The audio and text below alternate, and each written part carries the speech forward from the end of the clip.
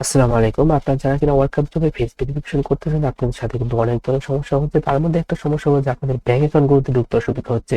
যেরকম এই যে দেখেন, একটা ভাই বলতেছে যে বুঝলাম আজ ফেস ভেরিফাই করে দিয়েছিলাম, রিজেক্ট করছে, এখন বিকাশে ঢুকতে পারছি না।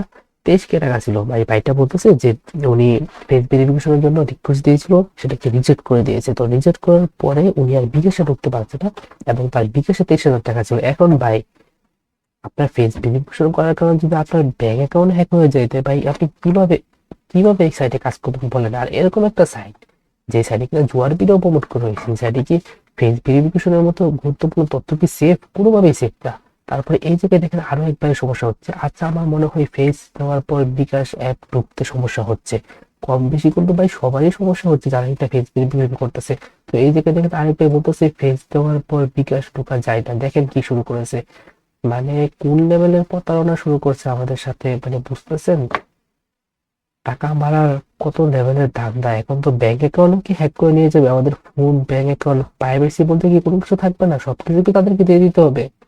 এটা কি কোনোভাবে মানা মানা যায়, মানা সম্ভব?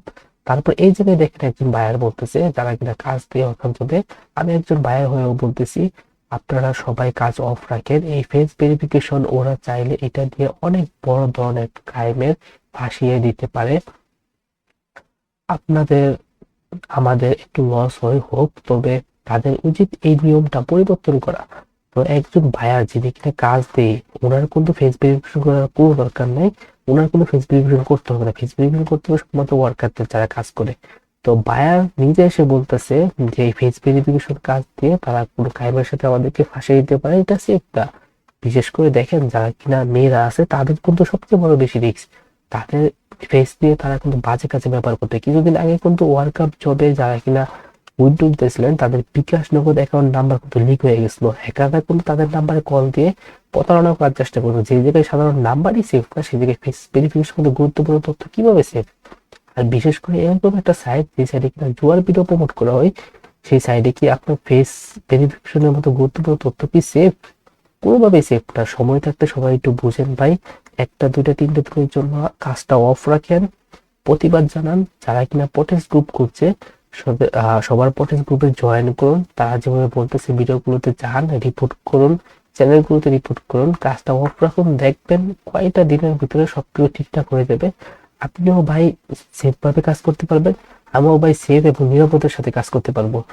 আমাদের এইগুলো দেওয়া লাগবে না ভাই। বোঝার চেষ্টা করুন সবাই, ফেস ভেরিফিকেশন কিন্তু খুবই গুরুত্বপূর্ণ একটা তথ্য। এই তথ্য দিয়ে কিন্তু তারা অনেক বড় ক্ষতি করতে পারে। তারা কিন্তু চাইলে আমাদের তথ্যগুলো বিক্রি করেও দিতে পারবে। একবার যদি আপনি ফেস ভেরিফিকেশন করে ফেলেন, সেই তথ্য কিন্তু সারা জীবনের জন্য তাদের কাছে থেকে যাবে।